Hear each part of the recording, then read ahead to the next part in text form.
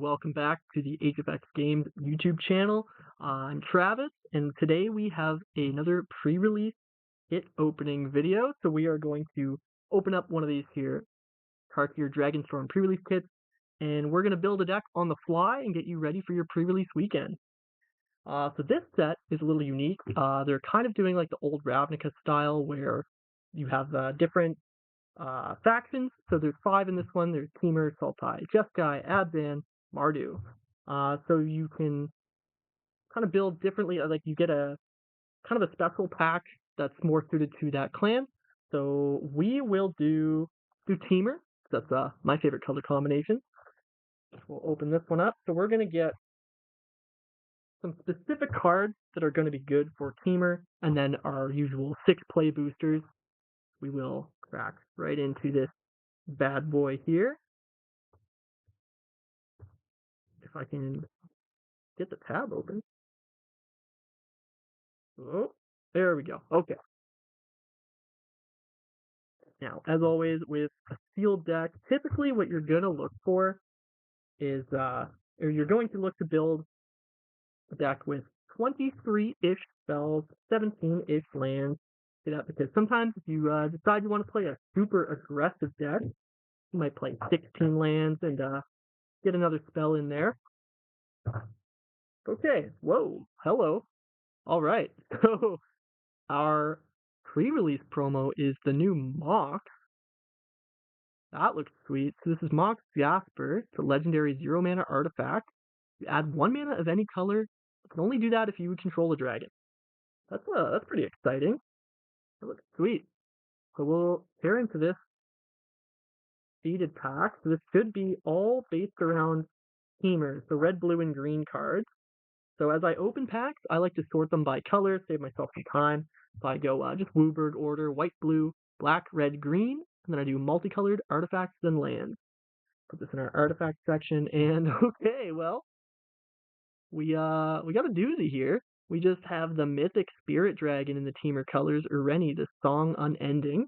This flying protection from white and black.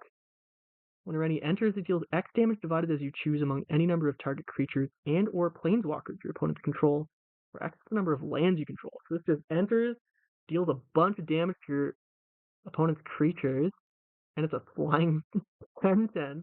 Alrighty. We have some mana fixing. I like that. Got a blue-red uncommon. Draw card. You may discard. When you discard a non-land, it deals 3 damage to target creature, and it's got Harmonize, the new kind of flashback. So that's nice. Multicolor. Alright. Not going to go over all of them right now. We can get to deck building, but we'll just start sorting these. Getting a little entranced by the new card. Okay, so we got our Temur color pack. And now we will get into our regular play boosters. Alright. Come in. So it's an upside down card. Our rare is upside down. We got Maelstrom of the Spirit Dragon. It's a land that adds any color for a dragon or an omen. You pay 4, sacrifice this land, and search for a dragon, put it into your hand. So this just tutors for a dragon? We might play that one. White. I'm going to put these in the multicolored section. So it's got a red omen part, and then the dragon itself is white. We'll put that in the multicolored section for now. There's a chance I might play that in just a red deck, just because the removal's pretty good on its own.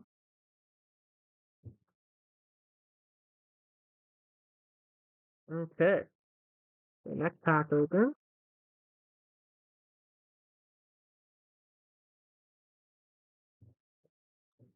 Nature's Rhythm. Search for a creature card, mana value X or less. Put it onto the battlefield, then shuffle, harmonize. Well, we got this one. This time our rare was upside down and backwards. We get the Abzan Mythic Spirit Dragon. Whoa! Okay, we got a special guest. Eerie Ultimatum. Borderless. That looks sweet. You return any number of permanent cards with different names from your graveyard to the battlefield. Okay, we got a couple, okay, Abzan cards.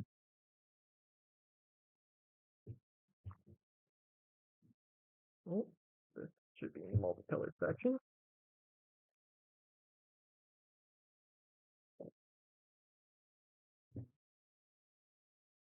Land, green. Whoa, rare land. This is the Abzan rare land. Spirit tokens. That's kind of cool.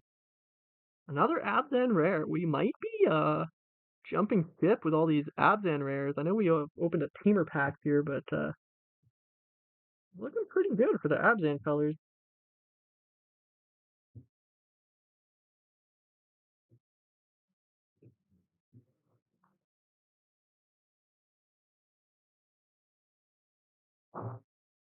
Okay, next pack. Ooh, that's cool.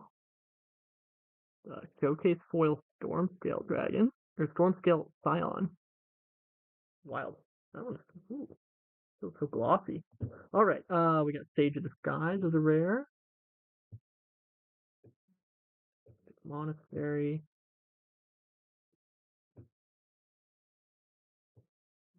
Green and black. All right, and we'll get our last pack open, and then we'll get right to deck building.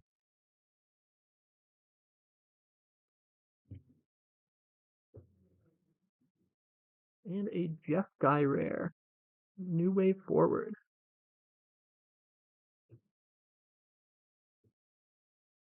Lots of gold cards in the set.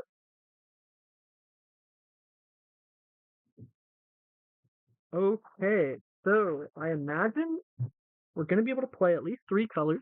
That's kind of built around multicolor, especially the three color group. But there's a chance we could play four if the fixing is good enough. So we're definitely playing green. It's going to be either Temur or Abzan. So they share green. Look at the rares we got. I like to take a quick glance at my rares, figure out if they're good enough that I just want to kind of build around those. And I also like to figure out how deep each color goes. So that would just be kind of counting how many cards of each color you open. So my white does look a little shallow. 1, 2, 3, 4, 5. My rare over here for now. 1, 2, 3, 4, 5, 6, 7, 8. Only 9 white cards. 1, 2, 3, 4, 5, 6, 7, 8 blue cards. 1, 2, 3, 4, 5, 6, 7, 8, 9 black cards. Looks pretty spread out so far. 1, 2, 3, 4. This is a rare. 1, 2, 3, 4, 5, 6, 7, 8, 9, 10, 11, 12, 13 reds. We get a lot of reds. And 1, 2, 3, 4, 5, 6, 7, 8, 9, 10, 11, 12, 13, 14 green. So a lot of green cards. Definitely playing. Well, we kind of figured that having opened a Temur pack and a bunch of Abzan rares, we know we're going to be green for sure. This is a rare. Probably not going to look at building a Jeskai deck. Got all these rares. Holy moly. Okay, so we got a whole lot of rares. Let's see. So look at the Temur cards. I'm gonna separate the Temur and the Abzan cards. I think. Put this in the white section for now. Mardu, we probably aren't going to look at. Rakshas's Bargain is kind of interesting because it's a hybrid card. You could play this in an Abzan or a Temur deck if you wanted to pay 4 mana. That's kind of interesting. I'll put that to the side. Abzan card. Mardu. Yes, guy. I guess these are kind of similar. I could play this in the Temur deck if I want. Paying blue red in the 2 generic. Keep note of that. And this kind of same way for Abzan if I wanted to pay black white into. So green. Let's see. So you want to look for there's a age-old acronym, BREAD. It's bombs, removal, evasion, and I forget the rest. I don't know what the A and the D stand for, but so bombs, removal, evasion are very important. So we can look at our bombs. We definitely got these for bombs, whether we go Temur or Abzan. Now, Areni is 8 mana. We could look at this guy. This is 5 mana for a 5/7 flyer. Basically just says toughness matters. Beginning of your end step, if creatures you control have total toughness 10 or greater, draw a card. Then if creatures you control have total toughness 20 or greater, you untap all your creatures. Then if creatures you control have total toughness 40 or greater, each opponent loses half their life rounded up. Interesting. Eerie Ultimatum would be an Abzan card that we might play, but it is also quite expensive, 3, 4, 5, 6, 7 mana, with a lot of specific cost demand. And then there's the Jason Road Watcher. 3/3 for 4. When this creature enters, if you cast it, mill 4. When you do, return target creature card with mana value 3 or less from your graveyard to the battlefield. So a nice little 2 for 1. I think. I'm leaning towards still playing Temur now that I actually look at the amount of gold cards we have. So let's stick to our guns here. We opened the Temur pack. I forgot we have a rare Mox Jasper here as well. Let's stick with Temur and try and build that. So we'll put our black and white cards away in a pile over here. And we got our green, red, blue. We're going to focus on those. And this is a maybe card. The Mardu cards can also go away. And put these Abzan cards away as well. Won't be playing any white.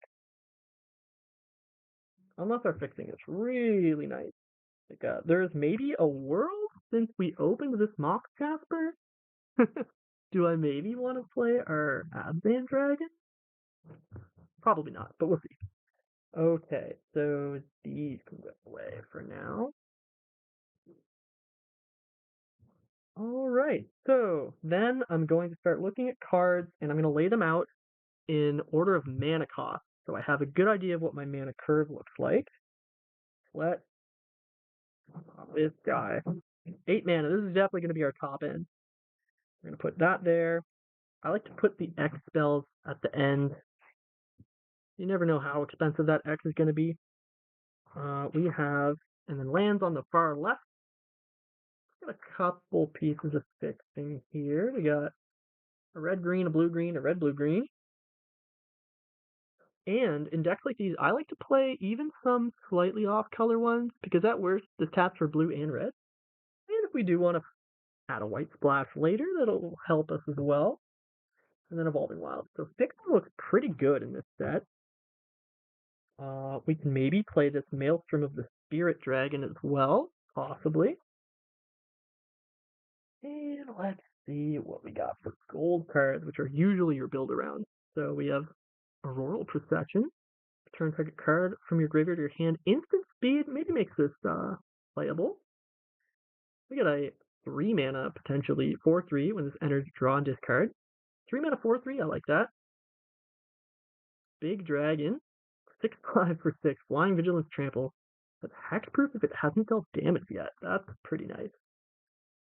That can go near our top end. This card is just nice removal. So we definitely want to play that. I think we're going to play all our gold cards. Let's see. Quick look here. Hold a dragon. Target creature you control deals damage equal to its power to target creature or planeswalker. It's an instant speed fight, which is pretty, well, I guess they call it a bite now since it's one-sided. Definitely play that. Nice removal. This is kind of versatile. Destroys a flyer. I imagine there will be a lot of these dragons running around. Ooh, I think we are going to play some ramp cards, which usually are kind of medium in limited, but we're gearing towards this giant dragon that we want to cast. So I like that, I think. Sagu Wildling. We'll play that. Solid card, and then early game, it's a nice way to get some lands, a little bit of fixing. So I like that card. Let's see. Ooh, Dragon Sniper. That's a nice one. Just hard to get around. Usually, almost always is going to trade up. We have another Piercing Exhale, and this card combos with this card. Little Death Touchers with the bites. The Death Touch still counts, even when you make it deal damage with this spell, which is pretty sweet. Sultai Devotee is actually pretty good. 2 mana, 2/1 Death Touch, and it kind of filters 2 of our colors. I guess only really one. Maybe it's not that good, but even a 2 mana, 2/1 Death Toucher with these bites is probably worth playing. Okay, so those are our green cards. The rest look kind of so-so. Take a look at our blue. Ooh, this one's kind of nice. It's put a card on top. Their choice of top or bottom, which is still nice. Or a counterspell. So kind of 2 modes makes this pretty okay. Make some room here. I like that one. I think all of these Omen Dragons are pretty solid, nice and playable. Temur Devotee. Now that's nice. That actually filters all of our colors. We'll play that one. Ooh, we got 2 of them? Maybe. We might not play both. We're kind of heavy on 2s already. Let's see. These can all go in a pile for now. We have Stormscale Scion might actually be worth playing. Just a big flyer for 6.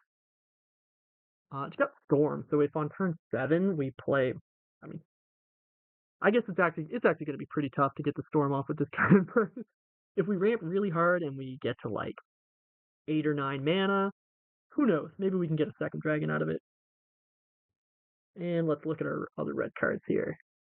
3 mana, 1/2 makes another 1/1 Goblin. Ooh, target creature you control with power 2 or less can't be blocked. 2 bodies for 1 card is nice. Enters, makes a treasure. That's some nice ramp. Ooh, I like this card. It's exiles the top card of our library. We can play it next turn until end of next turn, which is really nice. And it can get double strike, so pretty sweet. See another one of these dragons.